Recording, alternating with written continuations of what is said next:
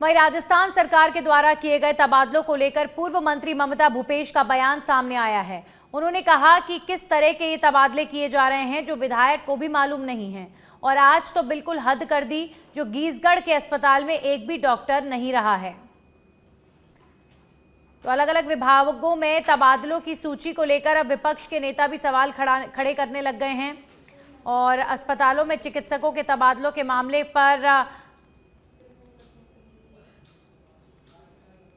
सवाल खड़े किए गए हैं। और ममता भूपेश का ये बयान सामने आया है। उन्होंने कहा कि किस तरह के तबादले किए जा रहे हैं कि विधायक को भी मालूम नहीं, गीसगढ़ के अस्पताल में एक भी डॉक्टर पदस्थ नहीं किया गया है। देखिए, मैं तो कहूंगी ये सरकार पर्ची सरकारी है और इनको धरातल का पता नहीं है, जनता की समस्याओं के बारे में कुछ जानकारी नहीं है, किस तरह से आम ग्रामीण जनता का भला करना है, क्या उनके लिए विचार करना है, ये सब विधायक महोदय अपने मद में रहते हैं, उनको मालूम नहीं है। सारे गीसगढ़ हॉस्पिटल से डॉक्टर हटा दिए, सिकराय से हटा दिए, भांडारे से हटा दिए, पापड़दा से हटा दिए। जहाँ हम लोग अस्पताल को लेकर आए थे, हमारी सरकार 25 लाख का चिरंजीवी बीमा दे रही थी, वहाँ आज हालात ये है कि मरीजों को डॉक्टर नहीं मिल पा रहे हैं। तो ये बहुत दुर्भाग्यपूर्ण हालात है। मैं तो सरकार से निवेदन करूंगी कि ग्रामीण जनता के भले के लिए यहाँ पे डॉक्टर्स को लगाएं, जिससे जनता का फायदा हो सके। देखिए, मैं तो कहूंगी ये सरकार पर्ची सरकारी है। वहीं भरतपुर के बयाना में लोग जाम लगने से परेशान हैं। आए दिन शहर में जाम की स्थिति रहती है। लोगों ने काफ़ी बार प्रशासन को अवगत भी कराया, प्रशासन लेकिन इस ओर कोई ध्यान नहीं दे रहा है। भरतपुर के बयाना में जाम से, बहुत लंबे जाम से लोग अब परेशान हो चुके हैं। बार बार प्रशासन को कह रहे हैं, क्योंकि सड़कें इतनी ज़्यादा चौड़ी नहीं हैं। सड़कों पर कई बार होता है कि नो पार्किंग जोन में लोग वाहन खड़े कर देते हैं। आप देखिए, ये जो वीडियो है इसमें भी एक हैवी वाहन खड़ा हुआ है। कई सारे कारणों की वजह से जो आवाजाही है वो प्रॉपर तरीके से हो नहीं पाती और बहुत लंबा जाम कई बार लग जाता है। तो लोग परेशान हो रहे हैं और ये भी कह रहे हैं कि प्रशासन उनकी नहीं सुन रहा। भरतपुर के बयाना में आए दिन लगने वाले जाम से अब लोग परेशान हो चुके हैं। कई बार जाम ओवर व्हीकल लोड की वजह से भी होता है, लेकिन कई बार जाम लगने के ऐसे कारण होते हैं जिनका समाधान प्रशासन के पास होता है, लेकिन फिर भी कोई समाधान निकाला नहीं जाता।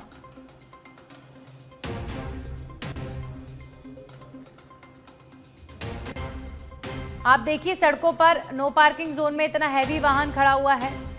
अब वाहन निकलने की जगह नहीं तो फिर ट्रैफिक जैम हो जाता है कई बार। तो ऐसे में प्रशासन को ज़रूरी है कि ऐसी सड़कों पर जहां पर ट्रैफिक निकलता है वहां पर कम से कम ये अनावश्यक जो परेशानियां हैं ये पैदा ना हो। वहीं निर्दलीय विधायक रविंद्र सिंह भाटी जोधपुर पहुंचे, जहां प्रेस से रूबरू होते हुए बीजेपी प्रदेश अध्यक्ष मदन राठौर की ओर से शिव विधायक पर छुट्टा सांड कहने के सवाल पर उन्होंने कहा कि मेरे परिवार से जो संस्कार मिले हैं उनकी वजह से मैं हर बड़े व्यक्ति का सम्मान करता हूं। उन्होंने मुकदमे के सवाल पर कहा कि जो जनता के लिए लड़ता है उसके खिलाफ मुकदमा भी होंगे और जेल भी जाना पड़ता है। मैं तो जनता के हक अधिकार के लिए हमेशा तैयार हूं और लड़ता रहूंगा, इसके लिए पीछे नहीं हटूंगा। देखो साहब, हमारे परिवार में ना ऐसा सिखायो है कि कोई भी बड़ो है उम्र आदर करो, सम्मान करो। हूँ हमेशा सम्मान करते आयो, आगे भी सम्मान करो। सर, आपके ऊपर मुकदमे लगे, पहले एमएलए हैं मुकदमे। देखो साहब, जो जनता वास्ते लड़ाई लड़ है उरे माथे कई सारे मुकदमा भी लाग है, जेल भी जानो पड़ है। मैं तो तैयार हाँ, मैं तो जनता रे हक अधिकार लड़ाई ना मजबूती में लड़ता हाँ।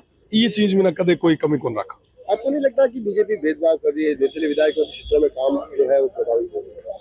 देखो, मैंने लगे कि साहब जितना भी सम्मानित सदस्य है, माननीय सदस्य है, वो सब रो ध्यान रखना है, सरकार रो काम है, जिम्मेदारी है। और मन लगे कि आने वाले समय मीना भी जो कुछ चीज़ें नहीं हो पा रही वो भी आगे आने टाइम में हो जाए। वहीं दौसा के गांगतवाड़ी गांव में आज डॉक्टर भीमराव अंबेडकर की मूर्ति अनावरण कार्यक्रम आयोजित किया गया। इस कार्यक्रम में दौसा विधायक दीनदयाल बैरवा और पूर्व मंत्री ममता भूपेश, पूर्व विधायक ओम प्रकाश हुड्डा समेत अनेक जनप्रतिनिधि पहुंचे। इस दौरान डॉक्टर भीमराव अंबेडकर की प्रतिमा का अनावरण किया गया। कार्यक्रम में पहुंची पूर्व मंत्री ममता भूपेश ने कहा कि आज भी पूरे देश में डॉक्टर भीमराव अंबेडकर के सिद्धांत प्रासंगिक हैं और उन्हीं के बनाए गए संविधान से देश प्रगति कर रहा है। इस दौरान उन्होंने कहा कि कुछ राजनीतिक पार्टियों से संविधान के खिलाफ साजिश रची थी, लेकिन जनता ने उन्हें जवाब दे दिया।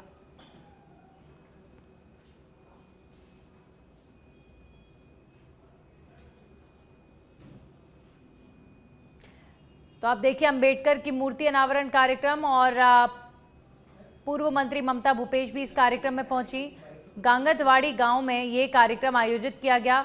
दौसा के विधायक दीनदयाल बैरवा भी इस कार्यक्रम में पहुंचे और तस्वीरें देखिए आप, पूर्व विधायक ओम प्रकाश हुड्डा भी इस कार्यक्रम में मौजूद रहे।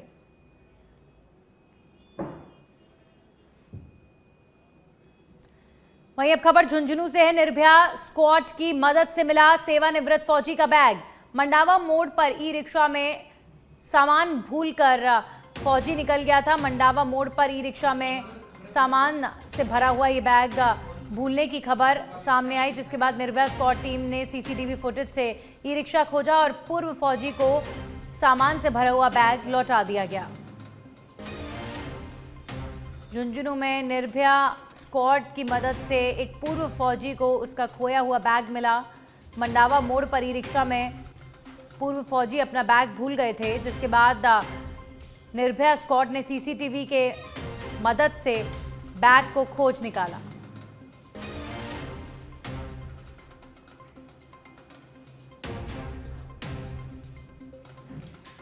झुंझुनू में एक ई रिक्शे में पूर्व फौजी का सामान से भरा हुआ बैग फौजी भूल कर निकल गए थे, जिसके बाद महिला निर्भया स्क्वाड को खबर लगी और सीसीटीवी के माध्यम से इस बैग को खोज निकाला गया। मैं पीरी सिंह सर्कल से मंडावा मोड़ जा रहा था। एक ई रिक्शा वाला मेरे को बैठा के ले गया। वहाँ मैंने उनको डबल किराया दिया सामान का प्लस मेरा।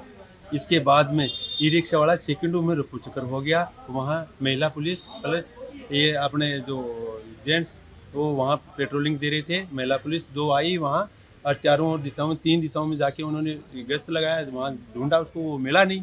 उसके बाद में महिला पुलिस ने कंट्रोल रूम में आके पीरू सिंह सर्कल से जहाँ मिला वहाँ से उसके रिक्शा के नंबर लिए और उस रिक्शा के नंबर लेके फिर सीसीटीवी फुटेज में देखा। तो महिला पुलिस का बहुत बहुत धन्यवाद। ये अपनी ड्यूटी कानून की प्रभावी कार्रवाई कर रहे हैं। वहीं बीकानेर के खाजूवाला से खबर है, बॉर्डर क्षेत्र के नजदीक बीएसएफ को अवैध देसी हथियार मिला है। बीएसएफ ने हथियार के साथ एक बुजुर्ग व्यक्ति को पकड़ा है।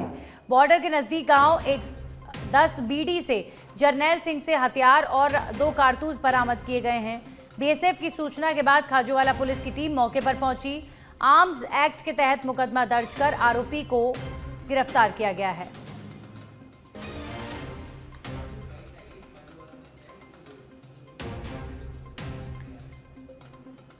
तो बीएसएफ ने हथियार के साथ एक बुजुर्ग व्यक्ति को पकड़ा। बॉर्डर क्षेत्र के नजदीक का बीएसएफ को यह अवैध देसी हथियार बरामद हुआ है। बुजुर्ग के पास से ये देसी हथियार बरामद किया गया है पुलिस द्वारा। खाजूवाला पुलिस ने इस कार्रवाई को अंजाम दिया है और आर्म्स एक्ट के तहत मुकदमा दर्ज कर आरोपी को गिरफ्तार कर लिया गया है।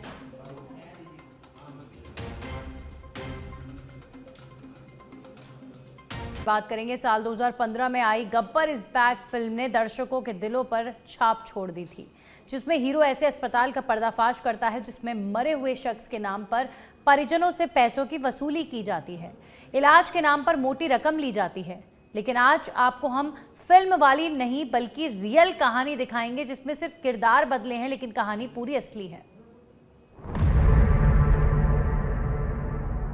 देखो भाई, हमारा पेशेंट खत्म हो चुका है, उसके बाद भी एक दुआ ही मंगा रहा है। सभी से रिक्वेस्ट करके हाथ जोड़ के सब गरीब लोगों से कह रहा हूँ कि आज मेरा भाई मरा है। सब गरीबों का इस तरीके से मरेगा तो गरीब का कोई इलाज नहीं है भाई। 10 बजे मेडिसिन मंगाया जा रहा है, मुझसे मैं बोलता जा रहा हूँ मेरा भाई एक्सपायर हो गया, फिर भी बोल रहे हैं मेडिसिन लेके आओ तुम। हम और भाई दोनों हम अंदर गए थे, तो उसके बाद हमने जैसे ही बोला कि हमें हमारे मरीज से मिलने दिया जाए, तो हम अंदर गए, बिल्कुल डेडी हो गया था। उसके बाद डॉक्टर साहब उसमें इंजेक्शन ठूस रहे थे और हमने बोला कि एक चीज़ बताओ, जब इसमें कुछ है नहीं तो उसके बाद इंजेक्शन किस चीज़ के लगाया जा रहा है। सिक्योरिटी गार्ड बुला के इन्होंने तो कोबरा की जैसी टीम बुला के ऐसे लग रहा था जो आदमी हमारा खत्म हुआ, हमला ये लोग करवा रहे। राजधानी जयपुर के एक निजी अस्पताल जेएनयू का खौफनाक चेहरा सामने आया है, जहां आपकी मौत के बाद भी इलाज जारी रहता है। पैसे कमाने के लिए आपके परिवार से उगाही तक जारी रहती है। ये सिर्फ आरोप नहीं है, बल्कि इसके पूरे सबूत हैं। आप वीडियो में भी देख सकते हैं कि कैसे अस्पताल प्रशासन मृत मरीज के परिजनों से दवाई मंगवा रहे हैं। घटना का परिजनों ने पूरा वीडियो तक बनाया। ठीक है, कितने का हो गया बिल?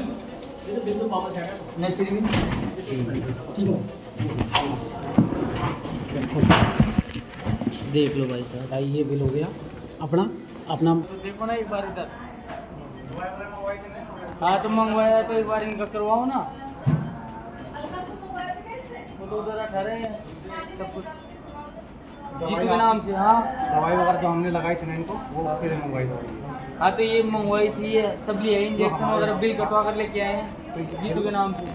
ये हमारे यहाँ पे जो दवाएं लगी उस टाइम पे वो फिर दवाएं। नहीं ये बिल वगैरह भी पंचायत टाइम से दिया था 20 मिनट पहले बिल लेके गया था। अभी नहीं है वो आपके मैंने बताया था। ये तो अभी तो बिल, एक मिनट रुकिए, आपने ये बिल मंगवाया था आपने तो अभी।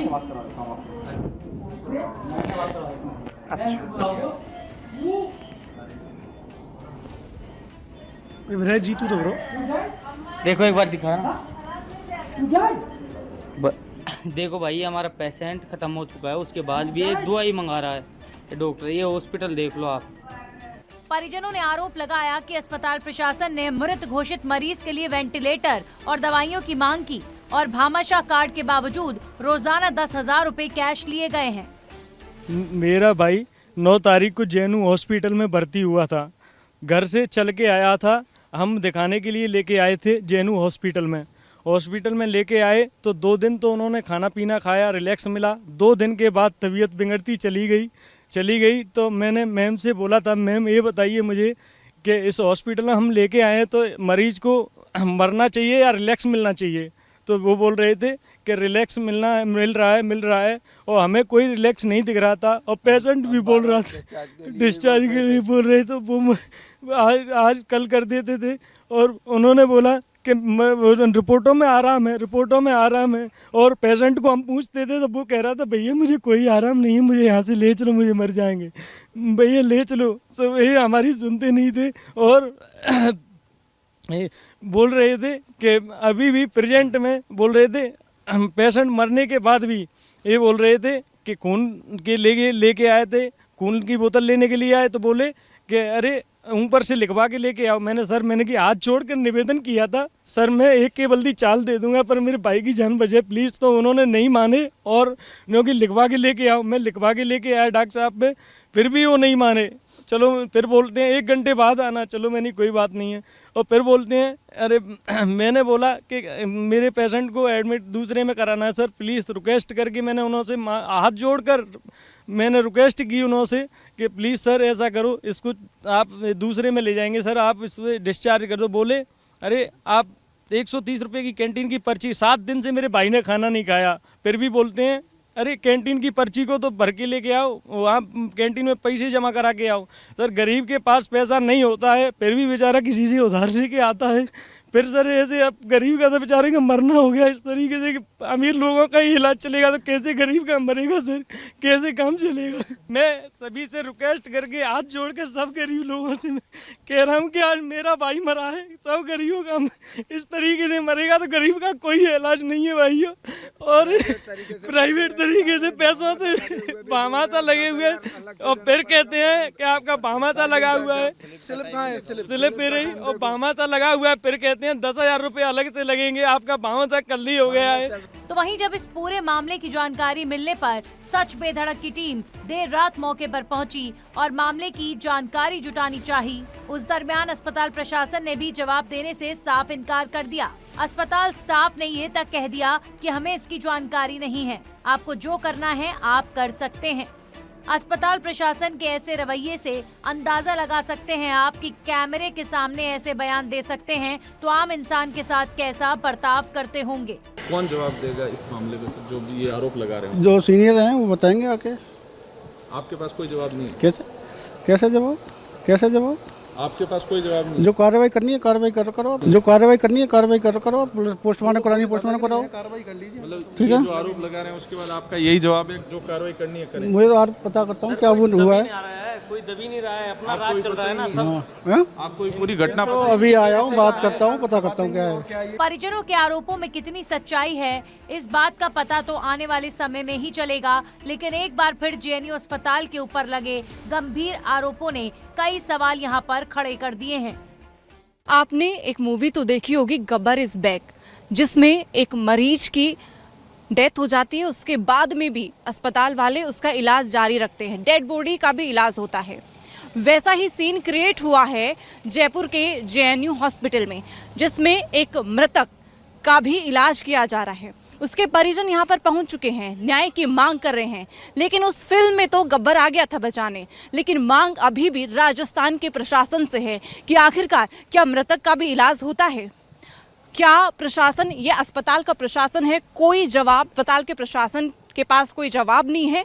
मृतक के परिवारजन हैं, वो यही मांग कर रहे हैं कि आखिरकार डेड बॉडी का भी इलाज होता है। मृतक के मर जाने के बाद भी उसको इंजेक्शन लगाया जाता है, उसका इलाज जारी रहता है। कैमरा पर्सन हरिशंकर त्यागी के साथ मैं नेहा जोशी, सच पे धड़क, जयपुर।